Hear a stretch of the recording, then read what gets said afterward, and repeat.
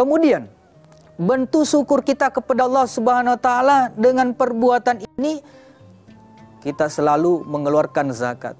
Kita selalu bersedekah. Dengan bersedekah ini adalah bentuk rasa syukur kita kepada Allah Subhanahu wa taala atas rizki yang telah diberikan oleh Allah Subhanahu wa taala. Ada guru kami yang pernah mengatakan, namanya Ustadz Arif. Dia mengatakan bahwa yang makna daripada terima kasih artinya ketika kita sudah menerima, maka kita memberi, kita kasih.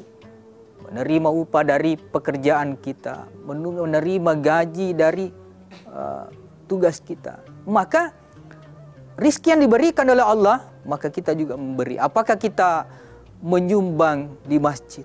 Menyumbang di masjid itu akan menjadi amal jariah buat kita. Karena Rasulullah SAW mengatakan bahwa barang siapa yang membangun rumah Allah, maka dia akan dibangunkan surga, rumah di dalam surga. Dia akan dibangunkan rumah di dalam surga.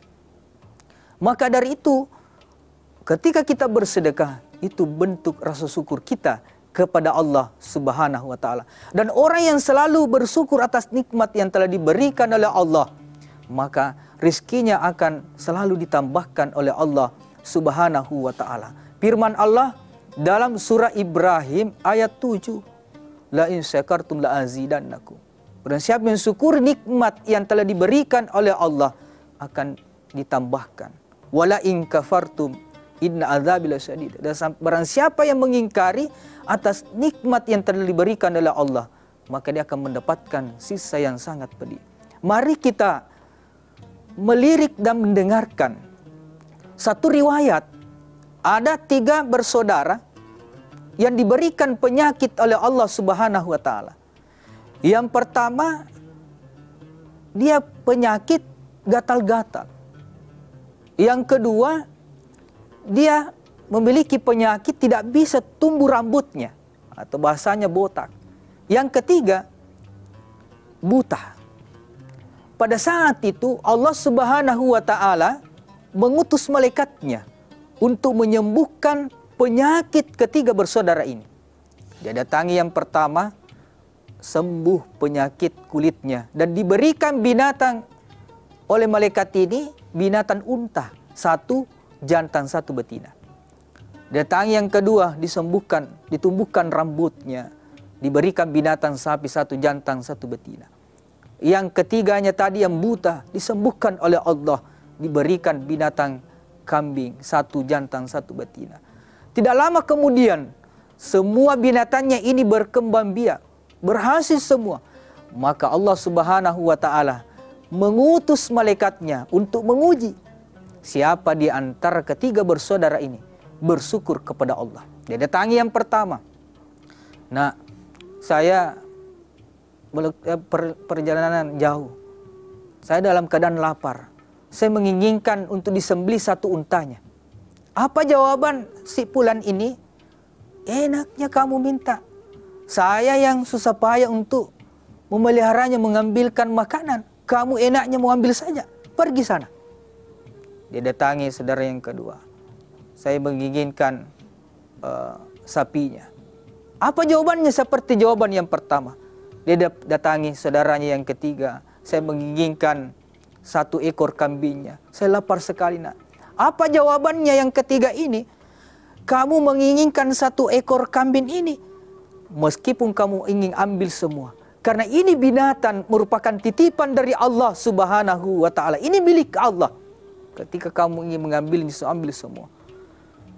Maka dari kisah ini, maka yang ketiganya tadi semakin berkembanglah binatangnya. Dan yang kedua tadi ini, ya, karena dia ingkar atas nikmat yang telah diberikan oleh Allah Subhanahu wa taala, maka meninggallah semua binatangnya ini sampai habis. Begitulah manusia ketika tidak bersyukur kepada Allah, bentuk perbuatan melakukan sholat, mengeluarkan zakat atau sedekahnya, maka tunggu azab Allah Subhanahu wa taala. Kemudian bentuk syukur kita kepada Allah Subhanahu wa taala yang ketiga adalah bentuk syukur dengan hati. Bagaimana bentuk syukur kita dengan hati? Ibaratnya ketika ada orang yang memberikan kita satu roti, kita menerimanya, kita ucapkan terima kasih karena engkau memberikan saya sebuah roti. Pada saat itu kita ingin membalas kebaikan saudara kita ini, kita memberikannya juga roti. Apakah satu atau dua, tetapi pada saat kita berikan roti itu disertai dengan hati yang tulus, hati yang ikhlas. Kita memberikan karena bentuk rasa syukur kita kepada Allah. Saudara kita ini memberikan sesuatu. Itu pemberian dari Allah melalui dengan tangan saudara saya ini. Sehingga dia membalas kebaikannya dengan hati yang tulus. Maka itulah bentuk syukur kepada Allah Subhanahu wa taala dengan hati. Kemudian ada juga ulama kita mengatakan syukur yang tertinggi di sisi Allah Subhanahu wa taala, nikmat yang telah diberikan oleh Allah Subhanahu wa taala, maka nikmat yang telah diberikan oleh Allah kita pergunakan di jalan Allah Subhanahu wa taala. Ibaratnya ada makanan yang masuk di tubuh kita.